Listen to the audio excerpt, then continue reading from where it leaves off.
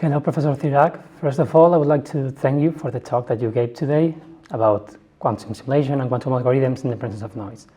Now I would like to ask you some questions, some of them more personal, some of them more academic or scientific.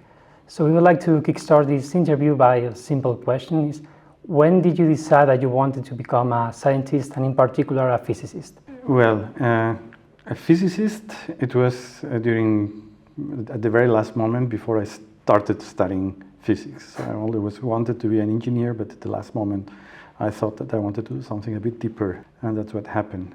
But studying physics doesn't mean that you want to become a scientist, so this came later. So when I was confronted for the first time with quantum physics in my third year of studies, is when I liked it a lot, and then I started thinking that maybe it was an option to try to be a scientist in that area.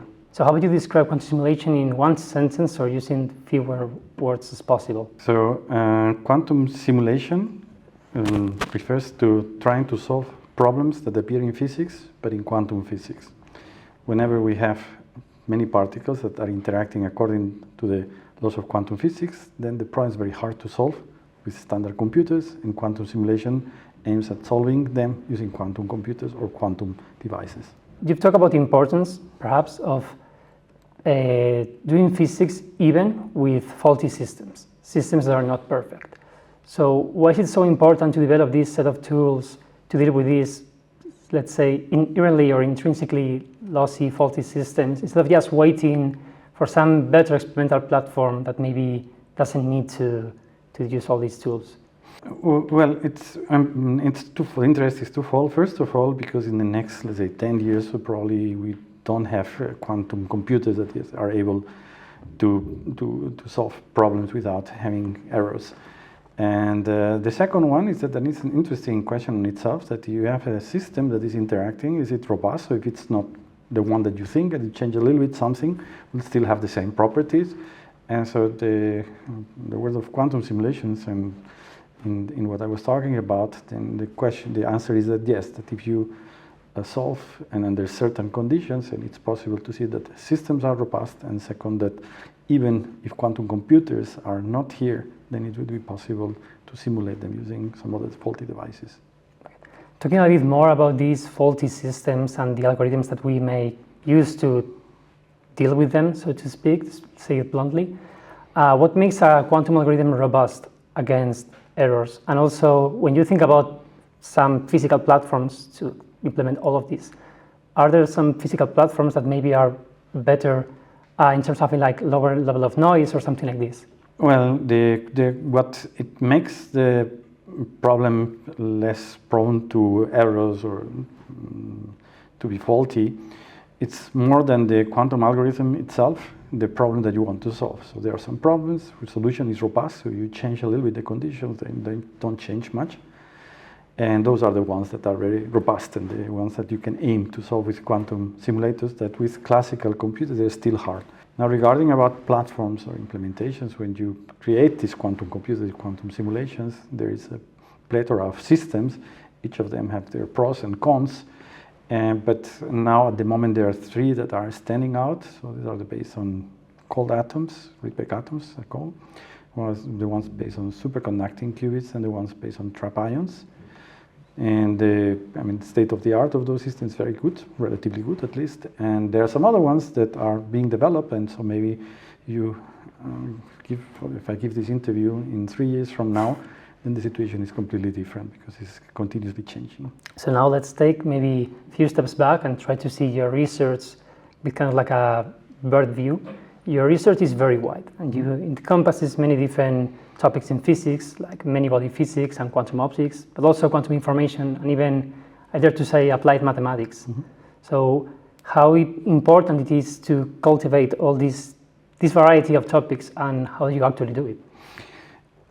So on the one hand, it's very useful because then you can combine ideas coming from different fields, so you have a kind of very wide set of interest and knowledge, then that's very useful. But I think that is more important, what is more important is that it's a lot of fun, because then you have to learn many new things, and it's very good to do research with things that you know, but even better to do with things that you don't know and that you have to learn, and then you can start having original ideas because you're combining areas that nobody did before.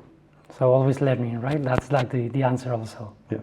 Okay, so looking back at your own career, because you've worked for decades on quantum information, quantum optics, and so on, was there a moment where you realized that, okay, this thing is going to be a big thing? Depending on what you call a big thing. So I think that when I did some research together with many collaborators on quantum computation, quantum simulation in the late 90s, we thought that this was a relevant question, at least scientifically, and so that we thought that it was really could have some impact. But we didn't think at the time that it could have the impact that it has today regarding with industry, investors, politicians, and so on. It was, I think, that starting from 2019, 2020, when the industry is starting putting a lot of money and having very interesting results, accelerating the development, that we saw that's probably have some impact beyond the scientific community. As a follow-up question, nowadays quantum technologies, quantum information, it's kind of like everywhere if you look at the news, and also it's to some extent also changing the research ecosystem. So from your experience, from your point of view, do you think that the way we do research has changed quite appreciably due to these sorts of interest in quantum technologies? Have we seen from, say, looking at fundamental questions to looking at applications of quantum technologies, different platforms, and so on? Well, it depends on the people. There are some people who were doing fundamental research that are doing now more applied research. In my case, I continue doing fundamental research, but basic research, but I don't have any problem in doing something that is applied. So I think that is a very good idea to do research based on curiosity. That's what I do in everyday's life. But if you find something that can have some technological application, I mean, let's develop a little bit, but at some point we have to stop because we are not good at that. I don't think that I will be good at just doing the engineering or thinking how to bring it to the market. There are some other people who are much better prepared, but then you pass it over to them, and I think that's as it should be. So if you could tell the audience to take home one idea from your talk of all the different things you discussed, what would this idea be? That the field of quantum computation, despite all what one hears and all the news and all the what is on the media, at the end is a very interesting and deep topic that has a lot of research behind, and there's a lot to be done from the point of view of research. Okay, great. And now we are coming to the end of our interview, and this last question is about advice. Mm-hmm. So the question is twofold. The first part of the question is, what is the best advice you ever got that helped you in your research career? And the second question is, the follow-up is, what advice you wish you had received but no one ever gave you? Okay, so the first, it was to try to do things orthogonal to what the trend is. So not try to follow the trend. I think that has been very important, and if you look at my research, it was always doing some other directions that at that time they were not so popular, but then it turned, I mean, some of them and some of them not, then became more popular. And the advice that I never received and that I hoped I would have received is that from the beginning, the profession of a scientist, it's really something that is worth, maybe not only in the academic setup, but also in the private setup. And like you can live relatively well and you can have fun. Of course, you have to work a lot, you have to have talent somehow to do that, and you have to find your spot, you have to be a little bit lucky. But if this works out, then it's a wonderful profession. Okay, thanks a lot, Professor. Okay.